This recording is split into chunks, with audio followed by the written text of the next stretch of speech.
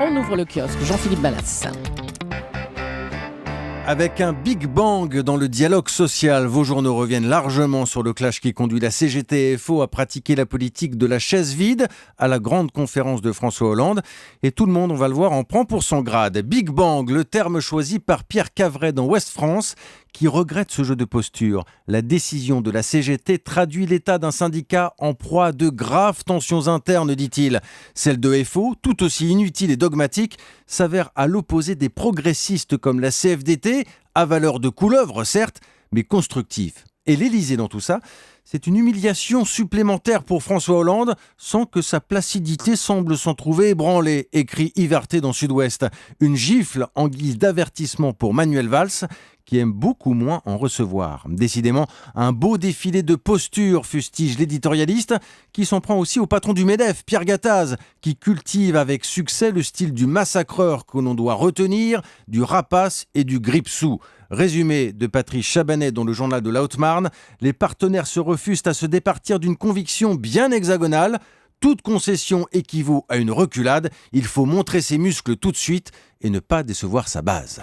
Et autre chose dans vos journaux ce matin, c'est l'histoire d'un chanteur qui marche à l'ombre. Oui, Renaud, le voyou au grand cœur, aujourd'hui déprimé, silencieux et qui cultive le mystère. Le Figaro signe une enquête sur l'un des artistes les plus attachants, les plus talentueux et les plus reclus désormais de la scène française. En terrasse de la Closerie des Lilas, un barbu façon Robinson Crusoe lorgne son pastis. C'est Renaud, il a 62 ans, mais il a l'air d'en avoir 80. Depuis 4 ans, il a disparu des feux de la rampe. Pas d'interview, pas de concert, pas d'album. Et pourtant, le public est toujours là, il s'agrandit de génération en génération. Avec la bande à Renaud, bien sûr, l'album de reprise numéro 1 du top album.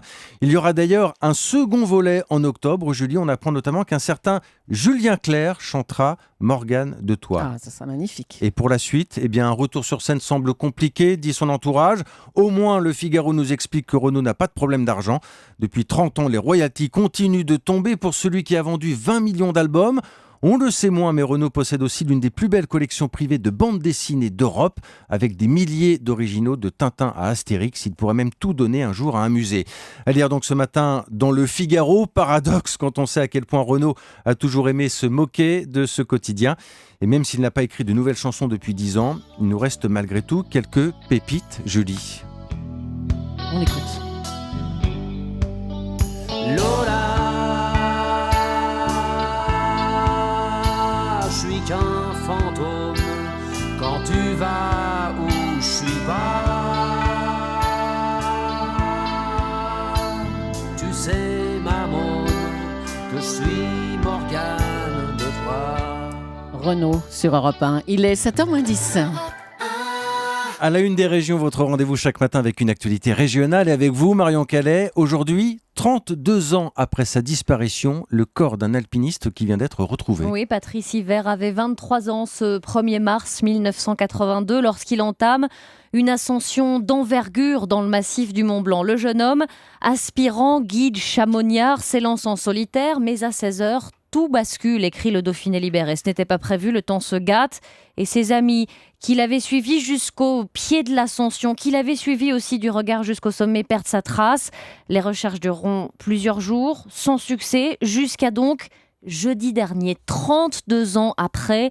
Des alpinistes découvrent sa dépouille, rapidement identifiée par le peloton de gendarmerie de haute montagne, le PGHM, confronté une fois l'an en moyenne à ce genre de macabre découverte. Chaque année, explique le quotidien, la montagne, au gré du réchauffement ou du mouvement des glaciers, rejette un corps. Il y a 7 ans, ce sont même des ossements d'un alpiniste disparu en 1954 qui avaient été retrouvés, permettant, comme aujourd'hui, aux proches et à la famille de faire son deuil. Merci Marion Calais.